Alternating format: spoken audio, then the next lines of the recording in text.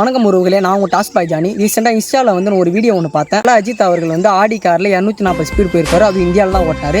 அதை அப்படியே வச்சுங்க. டிடிஎஃப் வாசன் ஒரு வருஷத்துக்கு முன்னாடி பைக்கில் போயிட்டு ஆக்சிடென்ட் ஆகி ஒரு கேஸ் ஒன்று நடந்துச்சு. அதை கேட்டால் அவர் வீலிங் பண்ணி ஆக்சிடென்ட் ஆனதாக சொல்லிட்டு சொன்னாங்க. அவரால் யாருக்கும் எந்த ஒரு பாதிப்பு ஏற்படல. ஆனால் இருந்தாலும் அவர் பைக்கை சீஸ் பண்ணிட்டீங்க, லைசன்ஸு 10 வருஷம் கேன்சல் பண்ணிட்டீங்க.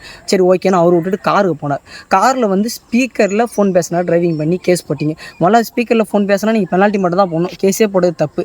கேஸ் போட்டு காரையை முடிச்சு விட்டீங்க. அப்போ என்ன தான் பண்ணணும்? அந்த மனுஷன் ரோட்டில் நடந்து போனால் டிடிஎஃப் வாசன் கால் வந்து ரோட்டில் படுது, ரோட்டை பேன் பண்ணுங்கன்னா ரோட்டை பேன் பண்ணுறீங்களா? எல்லாத்துக்கும் ஒரு நியாயம். சரி, அவர் காரில் ஸ்பீக்கரில் போட்டு ஃபோன் பேசுறதுக்கே தப்புன்றீங்கன்னா, அப்புறம் வந்து தல அஜித் அவர்கள் வந்து இந்தியா ரோட்டில் அதுவும் ரூல்ஸை பிரேக் பண்ணி 240 ஸ்பீட் ஓட்டியிருக்காரு. அவருக்கு இருக்கிற செல்வாக்கு, அவர் ஆக்டர்ன்றதுனால அவர் மேலே கேஸ் போடல. டிடிஎஃப் வாசன் 24 வயசு சின்ன பையன் தான், அவன் என்ன பண்ண போகிறான்னு சொல்லிட்டு அவன் மேலே கேஸ் போட்டிங்கன்னா, ஒரு மனுஷன் பாவங்க. ஒரு மனுஷன் பிந்தி பார்த்தாலும் ஒருத்தன் வளரணும்னா வளர விட மாட்டீங்க. ஒருத்தன் தனிப்பட்டு யாரோட சப்போர்ட் இல்லாமல் வளர்ந்துட்டானா அவனை வளர விட மாட்டீங்க. எப்படி அவனை அழிக்கணும் தான் பார்க்குறீங்க. இவரும் இந்தியாவில் தான் பிறந்திருக்காரு, அவரும் இந்தியாவில் தான் பிறந்திருக்காரு. எல்லாருக்கும் ஒரே நான் தானே, சட்டம்ன்றது எல்லாருக்கும் ஒன்று தானே. அஜித்தன் வந்து தப்பாக சொல்லணும்னு சொல்ல, எடுத்துக்காட்டுக்காக சொன்னேன். யார் மேலே தப்பு இருக்குன்னு உங்களுக்கே நல்லா தெரியும். உங்களுக்கு யாரை பிடிக்குமோ கீழே கமெண்ட் பாக்ஸில் கமெண்ட் பண்ணுறேன். பாய்.